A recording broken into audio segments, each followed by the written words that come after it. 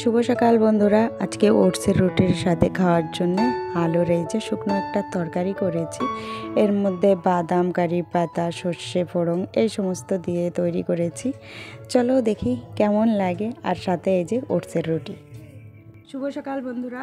তো এই যে আমার ওটসের রুটি একটু ছিঁড়ে খেয়েছি এই শুকনো সবজি দিয়ে। ভাবলাম দেখি কেমন লাগে, খেতে কিন্তু ভালোই লেগেছে। আর পূজা এই যে এর মধ্যে সবার জন্যে এখানে এই যে বাচ্চাদের জন্যে 3 কোনা পরোটা করেছে। ওর জন্যে 2টো করিনি, একটা মোটা করে ওটসের রুটি করেছে। তো ও এখন সকালবেলায় ওটসের রুটি খায়। আর এই যে সবার জন্য চা।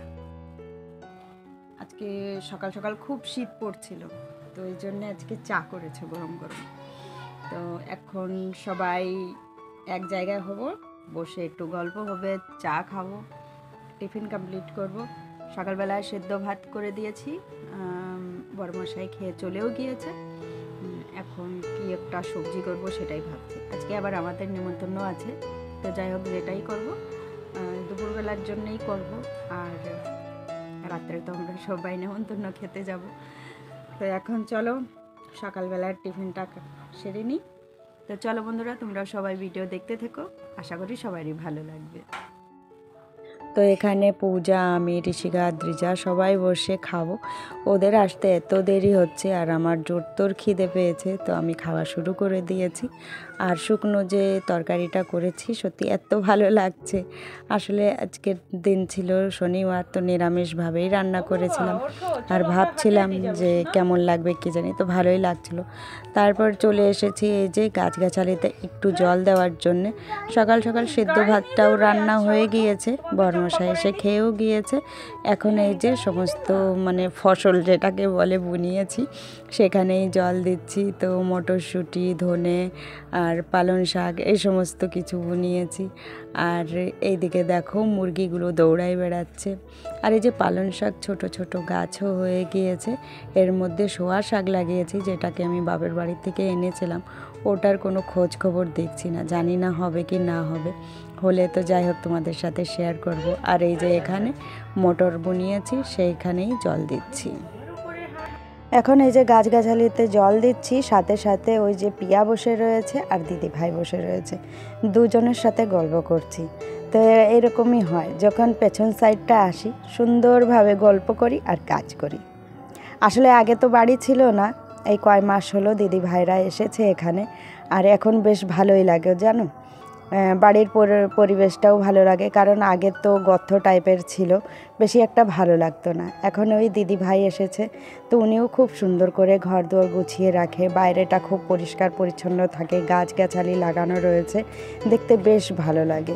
চোখের চোখে একটা আলাদা শান্তি লাগে। তো এইদিকে আমি বসে বসে এই যে উনুনেতে একটু গোবর করছি। আর কি বলতো, বাপের বাড়িতে দেখতাম উত্তরপ্রদেশে উনুন বানিয়ে আগে গোবর দিয়ে এরকম শুধু গোবর দিয়ে লেপে নিত। বলতো কি এইভাবে গোবর দিয়ে লেপে নিলে মাটি শক্ত হয়, ফাটে না, আর অনেক দিন ভালো থাকে। তাই আমিও সুন্দর করে উনুনে এই যে গোবর দিয়ে লেপে নিচ্ছি। আসলে এই মাটিটা বেশি একটা ভালো না, তো কেমন বালি বালি মাটি, তাই বেশি বেশি গোবর দিয়েই লেপে নিয়েছি। আর এই যে এইদিকে পুরু আর দ্রিজা এরা সব খেলাধুলা করছে, আর যার যার কাজ সবাই মেতে রয়েছে। দিদি মাঝে মধ্যে আসছে, দিদির সাথে একটু গল্পও করছি আর আমার কাজও করছি।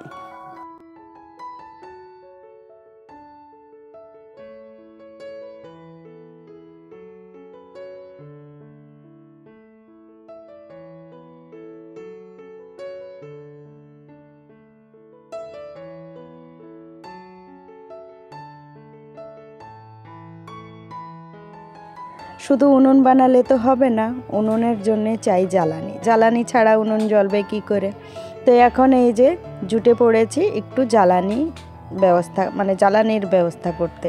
তো এই দিকে অনেক দিন ধরে কিছু ডালপালা পড়েছিল, দেখছিলাম উই পোকা ধরে গিয়েছে। মোটাগুলো দিদি ভাইয়ের উঠানে দিয়ে দেবো রোদ্রে, ওখানে ভালো রোদ আসে। আর যেগুলো পাতলা পাতলা জ্বালানি আছে সেগুলো ভেঙে ভেঙে আমার উঠানেই নিয়ে আসবো। তো যাই হোক 2-1 দিনের মধ্যে এই উনুনে রান্না করব বলে ভাবছি যে উনুনে রান্না করব, তার জন্য তো জ্বালানির দরকার। তো জ্বালানিগুলো এখন গুছিয়ে নিচ্ছি, দেখা যাক কেমন জ্বলে। আমার মেন টেনশন এটাই হচ্ছে যে কী জানি উনুনটা কেমন জ্বলবে, এটা নিয়েই আমি বেশি ভাবছি। যাই হোক, এই যে জ্বালানি এনে এনে সুন্দর করে রোদ্রে রেখে দিচ্ছি। এগুলো শুকনোই ছিল, তো ওই পোকা ধরে গিয়েছিল, কেমন যেন একটা ছিল, মানে 2 দিন রোদ্রে থাকলে বেশ সুন্দর হয়ে যাবে। তারপর চলে এসেছিলাম রান্না বান্না করতে। তো আজকে সমস্ত সবজি দিয়ে একটু পালং শাক দিয়ে, ওই পালং শাকের ঝোল বলতে পারো, এটাই রান্না করেছি। তো এখানে শুকনো লঙ্কা, কালি জিরে আর আদা ফোড়ন দিয়ে এই তরকারিটা করেছি। লাস্টে দিয়ে দিচ্ছি ধনের পাতা দিয়ে নামিয়ে নেব। আজ নেমন্তন্ন বাড়ি যাব বলে বেশি কিছু একটা রান্না করলাম না, বাস এই পালং শাকের ঝোল রান্না করেছি। আর পূজা একটা ডাল করেছে। আর কি বলো তো, পাশের বাড়ি থেকে ওই যে দিদি ভাইকে দেখালাম না, ওই দিদি ভাই অনেক কিছু দিয়েছে। এই যে নিম বেগুন দিয়েছে, শাপলা ভাজা দিয়েছে, আর এই যে নিরামিষ তরকারি। আর পূজা করেছিল বাঁধাকপির ভাজা, আর এই যে শাকের ঝোল। ডালটা বার করতে মনে ছিল না, তো দুপুরবেলায় এই দিয়েই আমাদের খাওয়া দাওয়া হলো আজকে। শুভ সন্ধ্যা বন্ধুরা। এখন এই যে আমরা রেডি হয়ে নিচ্ছি। আমাদের পুরুবাবু দেখো কত সুন্দর করে মাথায় চিরুনি দিচ্ছে, কাউকে দিতে দেবে না, একা একা নেবে, তাই একা একা ওকে নিতে দেওয়া হচ্ছে। ওই যে নেমন্তন্নের কথা বলেছিলাম না, আমরা সেখানেই যাব। তো এক ঠাম্মি, মানে আমার এক ঠাম্মি হয়, তো ওই ঠাম্মি বাড়িতেই আজকে কার্তিক পুজো, তো সেখানেই আমরা সবাই যাব। আমরা সবাই রেডি হয়ে গিয়েছি। বরমশাই চলে গিয়েছে টোটো নিয়ে ভাড়ায়, তো ও আসতে পারবে না। যাই হোক, এই পুজোটা যেহেতু আমাদের ঠাম্মি বাড়িতে, তো যাওয়ার সময় বরমশাইয়ের জন্য একটু খিচুড়ি নিয়ে যাব। আর এদিকে এই যে ঠাম্মি দাঁড়িয়ে রয়েছে। তো ঠাম্মি খুব, মানে ঠাম্মির বয়সটা খুব অল্প, তো তাই ঠাম্মিকে ঠাম্মি বলি না, ঠাম্মিকে দিদি বলেই ডাকি আমি। যাই হোক, এখন এই যে আমরা সবাই খাওয়া দাওয়া করব। তার আগে এই যে চলে এসেছি, এই যে দাদা ভাই করছে রান্না। দাদা ভাই বলতে ওই যে বললাম না নতুন বাড়ি করেছে আমাদের বাড়ির পাশেই, তো সেই দাদা ভাই। তো সেই দাদা ভাই রান্না বান্না খুব, মানে খুব ভালো করেন। আর মানে আমরা যদি জানি যে এই অনুষ্ঠানে এই দাদা ভাই রান্না করছে, মানে ইচ্ছা না থাকলেও আমরা ভাবি যে না যাই, না হলে দাদার হাতের রান্নাটা খাওয়াতে আমরা মিস করে দেব। তো এত সুন্দর রান্না করেন দাদা। তো আমরা সবাই চলে এসেছি, এখন আমরা খাওয়া দাওয়া করে নেব।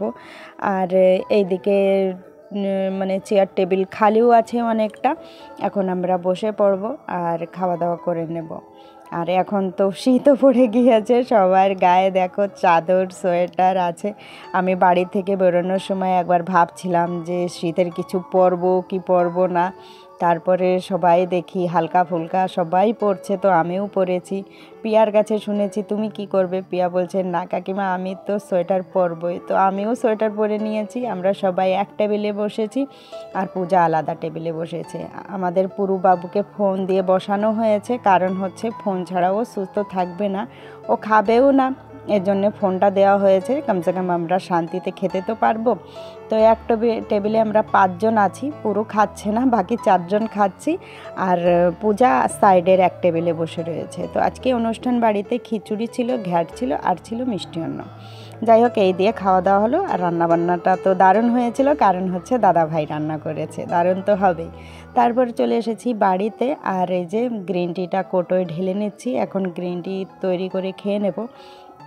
তো প্রত্যেক দিন গ্রিন টি খেতে খেতে গ্রিন টি খাওয়ার অভ্যাস হয়ে গিয়েছে, না খেলে না ভালো লাগে না, তাই এখন গ্রিন টি খেয়ে নিচ্ছি, আর সাথে সাথে ভিডিওটাও শেষ করে দিচ্ছি। তো চলো বন্ধুরা, আজকে কমেন্ট বক্সে জানিও কেমন লাগলো ভিডিওটা। কালকে ফিরে দেখা হবে, সবাই ভালো থাকবে।